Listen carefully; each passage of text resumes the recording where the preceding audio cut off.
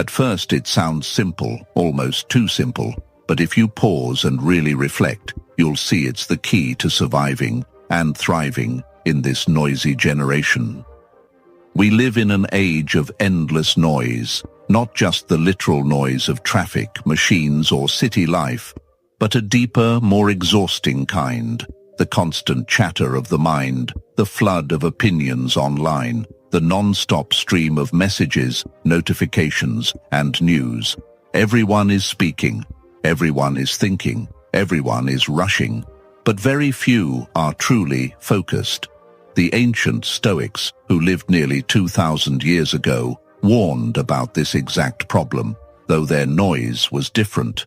They didn't have TikTok or Instagram, but they had gossip in the marketplace, endless debates in the forum, and constant distractions from the politics of their time. And their advice? Withdraw into yourself. Train your mind. Speak only when necessary. Conserve your energy for what truly matters. The prison of endless noise. Let's look at our own generation. Imagine waking up in the morning. The very first thing most people do is check their phone. Before they've even taken a breath of fresh air, their mind I just is want to flooded remind you with of something news, important memes, in life. reels, We all face posts, and challenges, someone else's negativity, opinion. and distractions. By the But the time you get people out of who bed, grow are your the brain ones who has stay already focused processed and hundreds of keep moving fragments of forward. information. No wonder we feel tired before the day. Even when it's hard, discipline is not about being perfect, it's about showing up every single day and not giving up.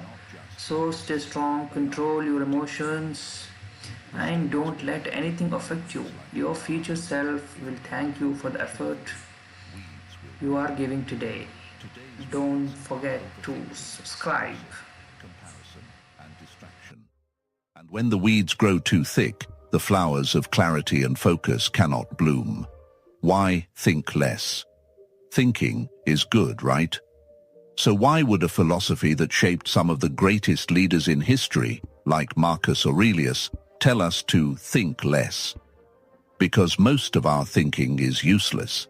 It's not thinking, it's worrying, regretting, imagining worst-case scenarios, replaying past mistakes, and trying to control things far beyond our reach. This kind of mental noise drains us without leading to action. Marcus Aurelius wrote in his Meditations, "You have power over your mind, not outside events. Realize this, and you will find strength." Our generation has forgotten this truth. We think endlessly about things we cannot control, what others think of us, whether our post got enough likes, what will happen in the future, why life isn't going as fast as we hoped.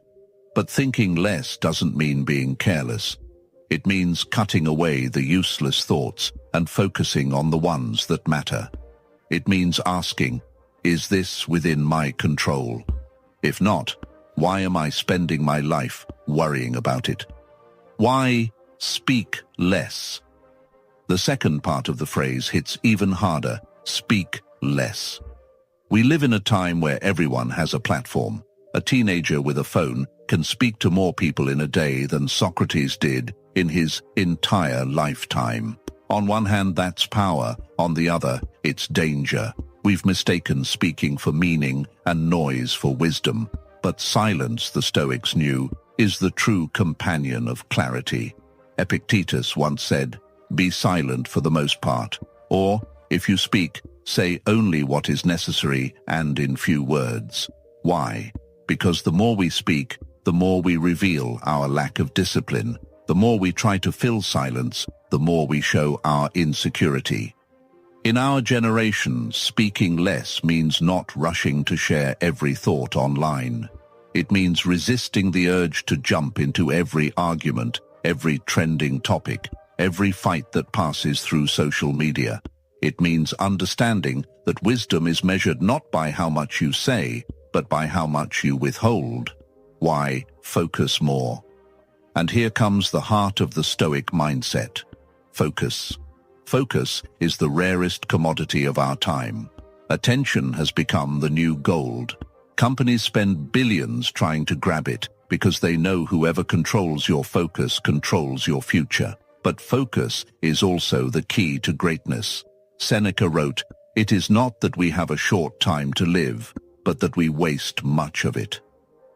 Our generation wastes countless hours scrolling, switching from app to app, drowning in distractions. And then we wonder why we don't progress, why our goals slip further away, why we feel restless even after a whole day busy. To the Stoics, focus meant being present, fully engaged in what's in front of you, whether it was a conversation, a task, or a moment of reflection. They believed in giving it their whole attention. To focus more today means reclaiming your time from the distractions of the digital age. It means choosing depth over speed, quality over quantity, presence over noise.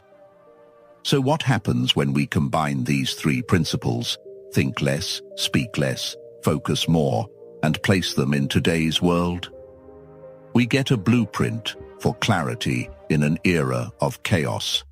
Imagine a person who thinks only of what they can control, who speaks only when it matters, and who focuses all their energy on one meaningful task at a time.